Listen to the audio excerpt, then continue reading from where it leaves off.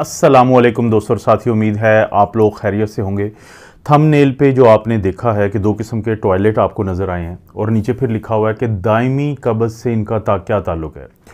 दोस्तों, ये बहुत ही अहम स्टार्टिंग पॉइंट है क्योंकि बहुत सारे लोगों को ये समझाने की ज़रूरत है कि जो हमारे बैठने की पोजीशन होती है, जब हम वॉशरूम में बैठे होते हैं, जब हम स्टूल पास कर रहे होते हैं, तो वो पोजीशन भी बहुत ज़्यादा असरअंदाज होती है इस बात पे कि कितना ज़्यादा हमारा पेट खाली होगा। एक होता था पुराने टाइम का जो टॉयलेट, ये जिसकी आप पिक्चर देख रहे हैं, जिसके हम में से अक्सर लोग आदी थे।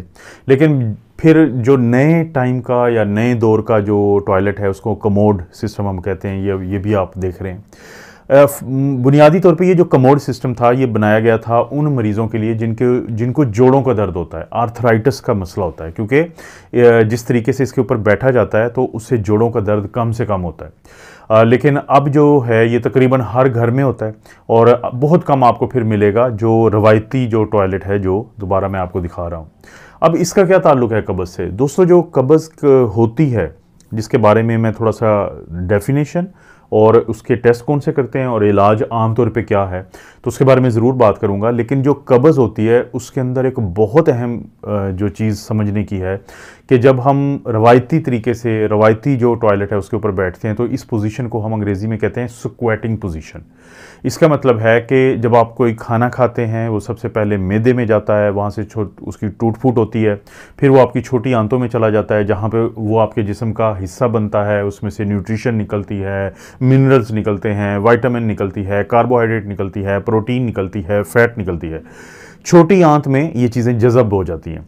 लेकिन इसके बाद जो फाजिल मादा हुआ, फुजला भी जिसको कहते हैं, पखाना भी जिसको कहते हैं, स्टूल भी जिसको कहते हैं, फीसिस भी जिसको कहते हैं, फिर वो आपकी जो बड़ी आंत होती है जिसको कोलन कहते हैं, उसमें स्टोर होता है और एक ख़ास टाइम पे फिर वो आपके जिस्म से निकल जाता है। लेकिन उसको निकालने के लिए आपकी जो स्क्वेटिंग पोजीशन होती है वो इस तरह की होती है कि जिसमें बिल्कुल ये जो पाइप है जिससे इस स्टूल ने आपके जिस्म से बाहर निकलना है वो सीधी लाइन में आ जाता है, पुराने या रवायती टॉयलेट पे बैठते हुए जो पोजीशन बनती है।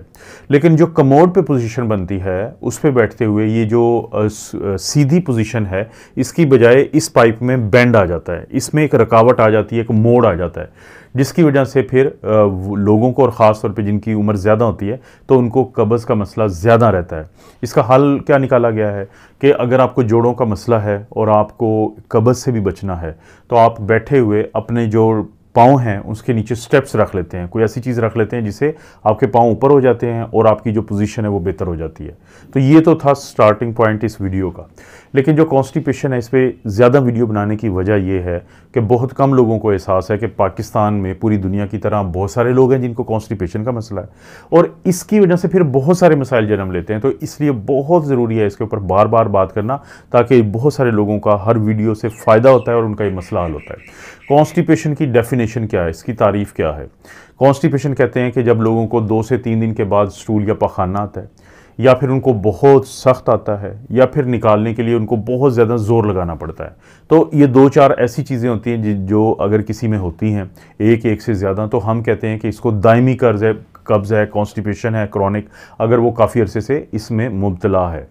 तो ये जो अब तो पहले तो हमें ये पता चल गया। फिर अक्सर लोग पूछते हैं कि क्या जो दायमी कब्ज़ होती है, क्रॉनिक कॉन्स्टिपेशन होती है, उसके लिए कोई टेस्ट करवाने की ज़रूरत होती है? देखिए, ये बहुत ज़रूरी है कि अगर आपके घर में कोई ऐसा शख्स है या आप खुद, आपकी उम्र 50 साल से ज़्यादा है और आप कब्ज़ के हाथों तंग हैं, तो उस सूरत में एक टेस्ट होता है जिसको हम कोलोनोस्कोपी कहते हैं।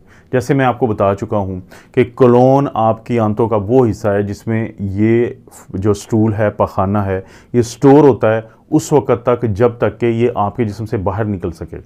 बाज़ औक़ात 50 साल से उम्र ज़्यादा हो तो वहाँ पे कोई गिल्टी बन सकती है, कोई ऐसा कैंसर हो सकता है, कोई रुकावट हो सकती है जिसकी वजह से कॉन्स्टिपेशन हो। तो कोलोनोस्कोपी का लफ्ज़ी मतलब क्या होता है? स्कोपी हम कहते हैं देखने के अमल को। कोलोन क्या है वो मैंने आपको बता दिया कि कोलन जो है वो पार्ट है, वो एक बड़ी आंत का हिस्सा है जो स्टोर करता है। तो उसको कैमरे की मदद से देखना कि उसकी दीवारों में कोई रुकावट तो नहीं बन रही, तो इसको कहते हैं कोलोनोस्कोपी। तो पहला टेस्ट कौन सा होना चाहिए? वो लोग जिनकी उम्र 50 साल से ज़्यादा है तो उनको कोलोनोस्कोपी करवा लेना चाहिए। दूसरा जो टेस्ट होता है उसको हम कहते हैं कोलोनिक ट्रांजिट स्टडी। कोलोनिक तो वही कि आंत का बड़ा हिस्सा, ट्रांजिट हम कहते हैं कि जब एक जगह से दूसरी जगह कोई चीज़ मूव करती है, जाती है, सफ़र करती है, तो उसको ट्रांजिट कहते हैं। और स्टडी क्या होती है कि किसी चीज़ को पढ़ना, देखना, उसका मुआयना करना, उसके बारे में मालूम करना। यानी ये एक ऐसा टेस्ट है जो एक्सरे की टेक्निक होती है। एक मखसूस किस्म का खाना दिया जाता है मरीज़ को, और उसके बाद कुछ टाइम के बाद, 1 दिन के बाद, 2 दिन के बाद, 3 दिन के बाद एक्सरे किए जाते हैं पेट के, और उससे फिर देखा जाता है कि खाना कहाँ तक पहुँचा है। इसका मकसद क्या है कि जो आपकी आंतों के अंदर एक पेरिस्टाल्टिक मूवमेंट होती है, एक ऐसी हरकत होती है जिससे कि जो आपकी आंतें होती हैं वो खाने को आगे से आगे गुजारती हैं। तो इस स्टडी की मदद से आप उन मसल्स के बारे में जान सकते हैं कि उनकी कैसी मूवमेंट है, कैसी वो हरकत कर रही हैं। तीसरा एक और बड़ा अहम टेस्ट है जिसको हम कहते हैं कि एनोरेक्टल मैनोमीट्री। एनस जो होता है पखाना निकलने वाली पाइप का सबसे आखिरी हिस्सा होता है, उससे पीछे वाले को हम रेक्टम कहते हैं। एनोरेक्टल तो ये हो गया, और मैनोमीट्री का मतलब मीट्री होता है मापना, और मैनो होता है प्रेशर। कि जब आप स्टूल पास करते हैं, और जैसे मैंने बात की थी कि जब आप रवायती टॉयलेट पे बैठते हैं तो एक ख़ास पोजीशन होती है स्क्वेटिंग, फिर आप ज़ोर लगाते हैं, तो उसको ज़ोर लगाने से जब इर्द गिर्द के जो मसल्स होते हैं, जो इन दोनों हिस्सों एनल रीजन और रेक्टल रीजन के जो मसल्स होते हैं, वो फिर पावर से स्टूल के ऊपर काम प्रेशर डालते हैं, जिसकी वजह से वो निकल जाता है। तो इस टेस्ट की मदद से एक प्रोब हम डाल के मालूम करते हैं कि वो प्रेशर कितना बन रहा है और कितना नहीं बन रहा है, और इसका इलाज में बहुत फ़ायदा हो जाता है। अब एक नया तरीका इलाज है जिसे बायोफीडबैक कहते हैं।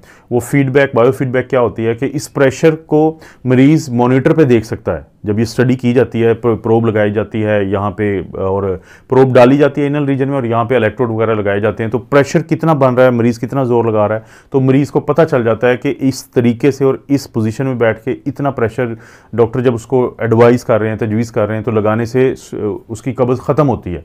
तो इससे दवाइयों से बहुत जल्दी निजात मिल जाती है। तो जो ये एनोरेक्टल मैनोमीट्री है, ये भी एक बहुत अहम टेस्ट है। अब इलाज में जाने से पहले एक छोटा सा कॉन्सेप्ट आपको दे देता हूँ ताकि आपको पता चल जाए कि ये कॉन्सेप्ट समझना ज़रूरी है।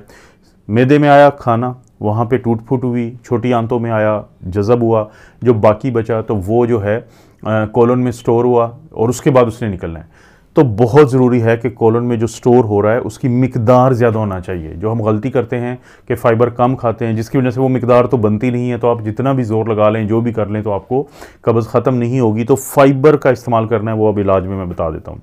अगर हम कब्ज़ के इलाज की बात करें तो सबसे पहले तो है कि आपने अपनी ज़िंदगी में कुछ तब्दीलियाँ लानी है। पानी ज़्यादा पिएँ, लिक्विड ज़्यादा लें। एक दिन में 8 से 12 गिलास आपने लाजमी पीने हैं। पानी भी हो, बीच में और भी लिक्विड, चाय, लस्सी, जो भी आप पीते हैं उनको शामिल करें। तो एक दिन में 8 से 12 गिलास बनने चाहिए, क्योंकि कब्ज़ के इलाज में जो बुनियादी चीज़ है वो ये है। उस दूसरी बात ये है कि आपने फ़ाइबर का इस्तेमाल ज़्यादा करना है। फ़ाइबर जो है वो अगर आप नहीं इस्तेमाल करेंगे तो आपका जो स्टूल है, पखाना है, उसका बल्क, उसका हुजम नहीं बनेगा, उसका वॉल्यूम नहीं बनेगा। जब वो नहीं बनेगा तो वो निकलेगा नहीं, तो आपको कब्ज़ ही रहेगी। तो फ़ाइबर का जहाँ पे आपको शक पड़ता हो कि आप फ़ाइबर कम खा रहे हैं, तो फ्रूट ज़्यादा खाएं, सलाद ज़्यादा खाएं, और इस सब गोल का छिलका आपको पता है कि अगर आप उसको इस्तेमाल करेंगे तो उससे भी आपको बहुत ज़्यादा फ़ायदा हो जाएगा। तो दूसरी ये भी बहुत अहम चीज़ है कब्ज़ के इलाज के लिए। तीसरा एक अहम है कि एक्सरसाइजेज़। बहुत सारे लोग पूछते हैं कि एक्सरसाइजेज़ का क्या ताल्लुक़ हो सकता है इस चीज़ से। आप जहन में रखें कि जब आप एक्सरसाइज करते हैं तो आपके जिस्म के मुख्तलिफ हिस्सों को खून जो है वो ज़्यादा जाता है। एक तो जब आपकी आंतों को खून ज़्यादा जाएगा तो उनके मसल्स को खून जाएगा, जब उनके मसल्स को खून जाएगा तो नशोनुमा ज़्यादा जाएगी, न्यूट्रिशन ज़्यादा जाएगी, खुराक ज़्यादा जाएगी वहाँ पे पट्ठों को, तो वो ज़्यादा अच्छे तरीके से काम करेंगे। पहला तो ये फ़ायदा है। दूसरा फ़ायदा ये होता है कि बहुत दफ़ा मैदे के बाद छोटी आंतों में कहीं ना कहीं पे आपकी खुराक रुक जाती है, यानी आपका खाना खाने के 3 घंटे बाद, 4 घंटे बाद जब आप एक्सरसाइजेज करते हैं, कोई भी लाइट एक्सरसाइज कर सकते हैं, हैवी एक्सरसाइज कर सकते हैं, तो उससे आपका वो खाना फिर वहाँ से जल्दी आगे जाता है, बड़ी आंत में जाता है, और बड़ी आंत से भी फिर बाहर निकलने वाली पोजीशन में जल्दी आ जाता है। तो दोस्तों ये जो टॉयलेट का से हमने स्टार्टिंग पॉइंट लिया था, तो ये बहुत अहम है ये चीज़ों को समझना। वो लोग जिनको कॉन्स्टिपेशन रहती है उनको फिर हेमोरॉइड्स, बवासीर जन्म लेती है, एनल फिशर, पखाने वाली जगह पे ज़ख़म हो जाता है, ब्लीडिंग होती रहती है, जलन होती रहती है, पेट में गैस रहती है, पेट फूला फूला रहता है, और खाना हज़म नहीं होता और उल्टियों वाली पोजीशन रहती है। कुछ खाने को दिल नहीं करता क्योंकि पहले वाला खाना जो है वो आगे नहीं चल रहा होता।